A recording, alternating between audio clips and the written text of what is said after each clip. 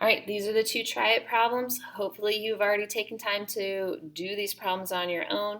Feel free to skip through this video and just get to the answers, okay, what you need to. But example 5, remember we renumbered these. The try it problem, we are supposed to find f of g of x. And remember, I like to write it this way. I lost that parenthesis because I think it's easier to see what's going on. So what we're supposed to do is we're supposed to take this function g and plug it in for f. Now, notice that f has two different x's. That function g is going into both of them. So instead of x squared, we have this whole thing squared plus, and instead of this x, we have this whole thing, and then the plus 2.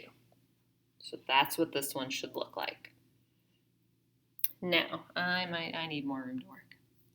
X minus 4 squared, that means to take x minus 4 times x minus 4, that's a FOIL problem, plus x minus 4 plus 2. Okay, so I'm going to FOIL this out. X squared minus 4x plus 16.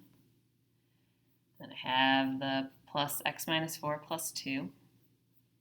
And my last step is I'm just going to combine all these like terms. X squared, let's see, negative 4x, positive x, and 16 minus 4 plus 2. So that sounds like 14 to me. Okay, and that is f of g of x. The domain on this one, we don't have any problems here. The domain, we don't have any square roots. We're not dividing by 0 anywhere, so the domain for this one is going to be all real numbers. All right, the last try it. We are supposed to find f of g of 2. So the first step is we're going to find g of 2. Okay, this f part, we haven't done anything with that yet. Don't worry about it. So g of 2, this is the function g I'm looking at. So when I plug 2 into that function, I get 3.